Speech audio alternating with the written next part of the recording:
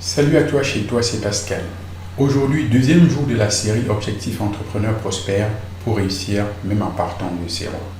Hier, nous avons parlé des 8 qualités que tu dois développer pour devenir un entrepreneur prospère qui cartonne dans les affaires. Si tu as loupé ça, tu peux mettre stop sur cette vidéo, retourner regarder la vidéo d'hier avant de revenir. C'est très important de suivre ce programme vraiment dans l'ordre. Donc, aujourd'hui, c'est un jour de combat, car nous allons lutter contre les croyances limitantes. Tu sais, les fameuses phrases comme je n'ai pas le temps, je ne sais pas me vendre, je ne vais pas y arriver, il en existe plein comme ça, des limites que tu te poses et qui vont forcément te bloquer réellement.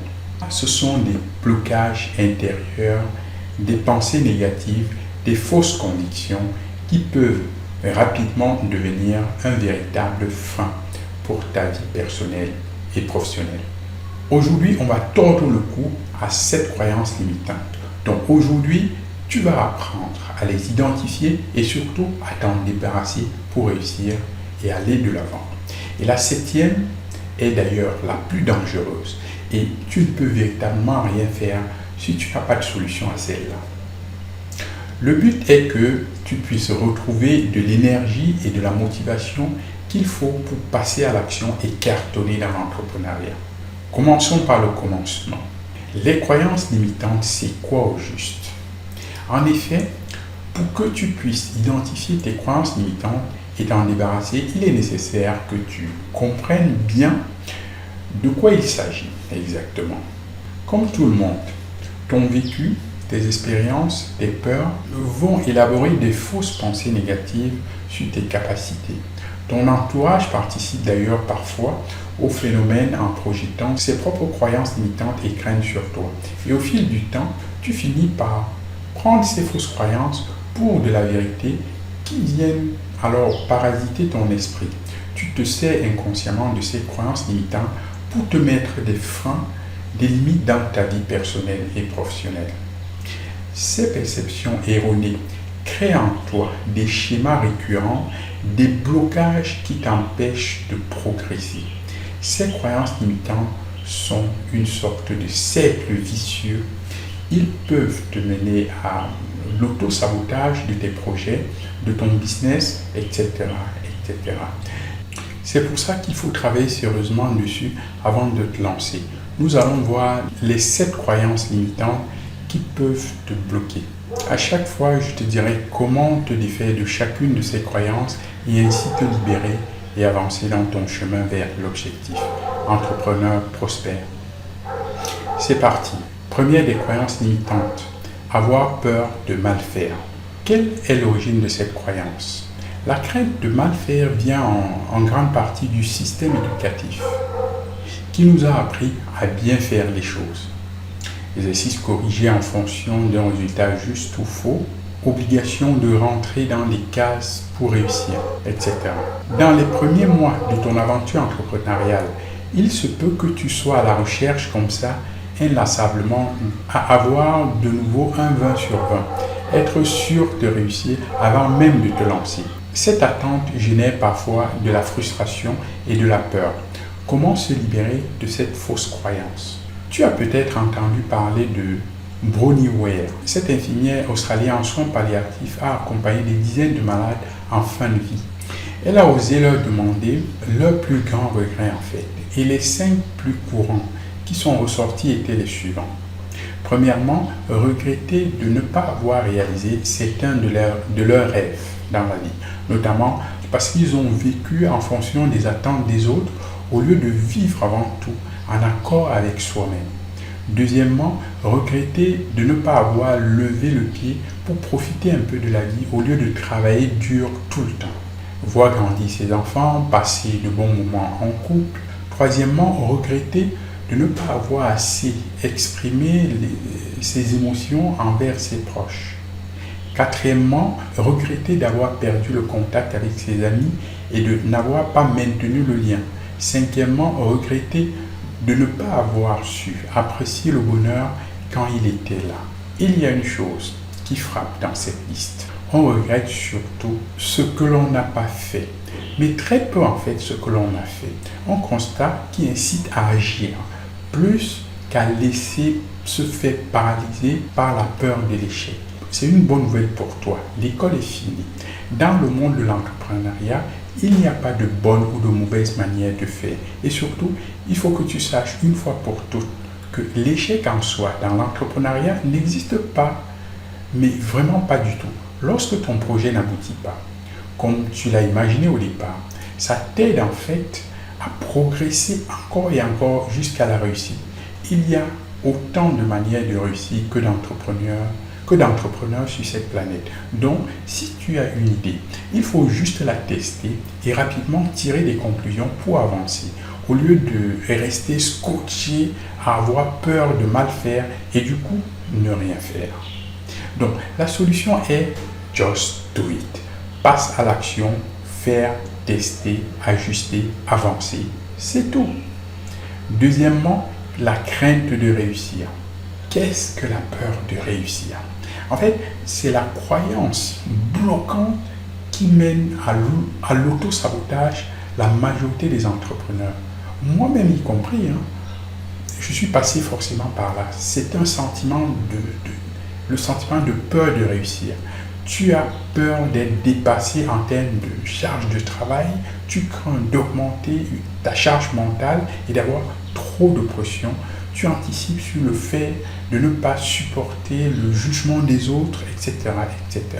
Ces croyances limitantes peuvent te pousser à saboter ton travail plus ou moins inconsciemment. C'est une peur qui est un peu honteuse, entre guillemets. En fait, à l'intérieur de toi, tu te dis, j'ai trop peur que mon idée de business marche trop bien et que je ne sache pas gérer cette situation de succès. Du coup, tu ne fais pas ce qu'il faut pour te développer.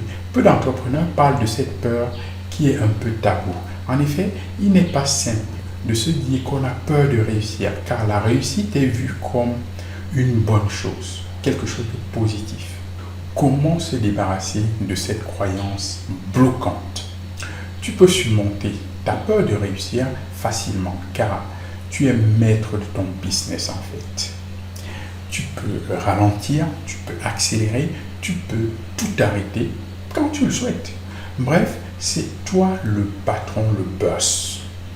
Arrête donc de t'inventer des problèmes qui n'existent pas, ils n'existeront d'ailleurs jamais. Donc il faut juste foncer, fonce. Donc la solution c'est toi le boss qui décide du rythme que tu veux donner à tout moment. Et donc tu as toujours le contrôle de la situation. Tu dois donc arrêter cette fausse croyance, avoir peur de réussir. Troisièmement, attendre le bon moment. C'est ce qu'on appelle aussi la procrastination. C'est bien réputé comme étant juste une fausse conviction. Pourquoi est-ce que c'est une fausse croyance? Si tu attends le bon moment pour passer à l'action, c'est comme si tu attendais le bon moment où toutes les planètes seraient alignées pour que ton projet fonctionne tout d'un coup, à coup sûr. C'est possible, certes, mais la probabilité est vraiment très faible. En fait, on se persuade qu'avec tel ou tel élément en plus, que ce soit du temps, de l'argent, des connaissances, des relations, on avancera beaucoup mieux, que nous pourrions mieux éviter des écueils qui se présenteront sur le chemin en étant mieux armés pour faire face aux obstacles auxquels nous nous sentons vulnérables aujourd'hui. Souvent, plus l'enjeu est important et nous paraît compliqué, plus on ressent cette sensation d'attendre le bon moment. Comment se cesser d'être bloqué par cette pensée d'expérience? Ce n'est jamais en fait le bon moment en business. Souvent, plus l'enjeu est important et nous paraît compliqué, plus on ressent cette sensation d'attendre le bon moment. Le plus important, le plus dur, c'est souvent de commencer. Il faut alors utiliser des trucs et des astuces qui aident en fait à démarrer. C'est le bon frein à la procrastination. Et pour démarrer, une grosse tâche, Le plus facile est de découper en fait en petites tâches simples et faciles. Même si ces petites tâches peuvent avoir l'air ridicules, ce sera un pas de plus pour te faire avancer vers ton objectif. Donc la solution est de découper en fait les tâches en petites tâches simples et de commencer aujourd'hui même. Celui qui déplace une montagne, c'est celui qui commence par enlever les petits cailloux. N'oublie jamais cela. Quatrièmement, avoir peur de manquer d'expertise. C'est un des principaux obstacles psychologiques, c'est le syndrome de l'imposteur. Le syndrome de l'imposteur, c'est penser qu'on n'est pas assez légitime et expert pour entreprendre. Du coup, on attend le bon moment. Ça te dit quelque chose, non? La crainte de tout à l'heure. Comment stopper cette croyance limitante? Personne ne te demande en fait d'être mieux que tout le monde. Tu seras toujours mieux que certains et moins bon que certains. Prenons un exemple. Dans le football, par exemple, Messi aujourd'hui, c'est un petit génie en fait du foot. Est-ce que tu penses qu'avant de débuter sa carrière, il s'est dit je ne me vois pas jouer car Maradona et Pelé ont déjà tout montré en termes de dribble dans le football. Crois-tu, ou alors tu crois qu'à l'inverse, Messi s'est dit je suis mieux que ces deux génies, alors je peux me lancer car je suis crédible? La réponse est bien évidemment non aux deux questions. Il s'est juste lancé sans se poser de questions. Pour commencer ton activité, tu n'as pas besoin de réinventer la roue. Tu es exactement ce dont tout le monde a besoin en fait. Donc la solution est de te poser aucune question de légitimité. Apporte ta pierre à l'édifice, ta couleur à la palette déjà existante, grâce à ton parcours, ton expérience, ta personnalité, tes valeurs. Cinquièmement, attendre que tout soit parfait pour entreprendre. C'est l'une des plus grandes croyances limitantes, le perfectionnisme. Qu'est-ce que le perfectionnisme? C'est de penser que tout doit être parfait pour continuer à construire son business. Là encore, je suis désolé, mais je vais casser un mythe. Le perfectionnisme n'est pas une qualité dans l'entrepreneuriat, c'est aussi de la procrastination active. Comment stopper cette croyance limitante? Voici les 2 phrases magiques qui t'aideront beaucoup à terrasser cette tentation au quotidien. Fait est mieux que parfait. Et il faut préférer viser l'excellence que la perfection. C'est pourtant simple. Le parfait, ça n'existe pas. Alors, il faut viser l'excellence en faisant de ton mieux, en te donnant au maximum, mais surtout en agissant sans attendre la perfection qui est juste une illusion. Sixièmement, ne pas savoir vendre. D'où vient cette croyance limitante? J'entends régulièrement, je ne sais pas me vendre. C'est d'ailleurs souvent le cas, sans faire de généralité, surtout au début. Tu penses ne pas être doué en marketing. Il faut savoir qu'il est normal que parler de toi et de tes offres et de tes services te fasse peur en fait. La solution pour stopper ces fausses pensées négatives est simple. La bonne nouvelle, c'est que, comme tout le monde, tu peux vendre et même te vendre facilement. En effet, personne ne naît avec le gène du marketing. Ça s'apprend. Comme tout le monde, tu peux apprendre comme une langue étrangère. C'est même encore plus simple qu'il n'y paraît. Lorsqu'on a la bonne méthode, les bonnes structures, on peut tout vendre sans rien forcer. D'ailleurs, c'est pour casser le cou à cette pensée que j'ai créé la formation Vendeur Magnétique, où je te donne toutes les clés pour vendre facilement, même si tu détestes la vente. Je vais te mettre le lien sous la vidéo d'ailleurs. Septièmement, croire les pensées négatives de son entourage. C'est la croyance limitante la plus fréquente et la plus dangereuse. Pourquoi l'entourage peut-il ancrer en nous une croyance limitante? Je sais que je ne vais pas y arriver parce que tout le monde me dit que je ne vais pas y arriver. Tu peux avoir un entourage bienveillant, mais qui voit ton projet à travers sa vision en fait de la réalité. Ces personnes ont l'impression que tes ambitions ne sont pas réalisables. Cela peut stopper ta progression car ton entourage a une influence très forte sur toi et c'est normal. L'homme est un animal social, donc il est normal que tu sois influencé par ton entourage. Comment te libérer des croyances négatives de ton entourage? Il suffit de s'entourer des personnes positives, inspirantes et si possible, qui ont déjà réussi là où tu veux entreprendre. Je sais que tu te dis, mais moi, personne n'est entrepreneur dans mon entourage. Alors, choisis des mentors dont tu admires le parcours. Regarde et lis leur contenu sur Internet, leurs livres. Inspire-toi d'eux. Tu peux aussi te trouver un business friend avec qui échanger de temps en temps. Donc, la solution est entoure-toi de personnes positives et inspirantes. Ne reste surtout pas seul. Tu viens de voir comment repérer et te débarrasser des 7 croyances limitantes qui, selon moi, t'empêchent de progresser en business.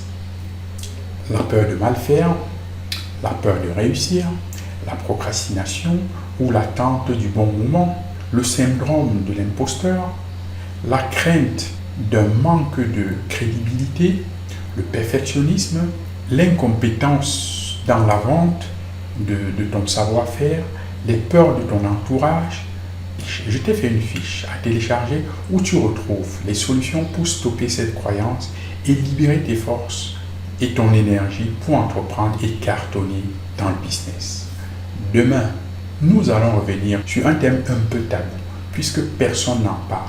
Pourtant, c'est quelque chose qui va t'empêcher en fait de cartonner même si tu arrives à monter un business rentable. Il sera toujours limité. Tu ne vas pas explorer tout le potentiel de ce business. Demain, je vais te donner mes 5 meilleurs conseils pour te débarrasser de tout et de filer vers ton objectif entrepreneur prospère pour réussir, même en partant de zéro. À très vite.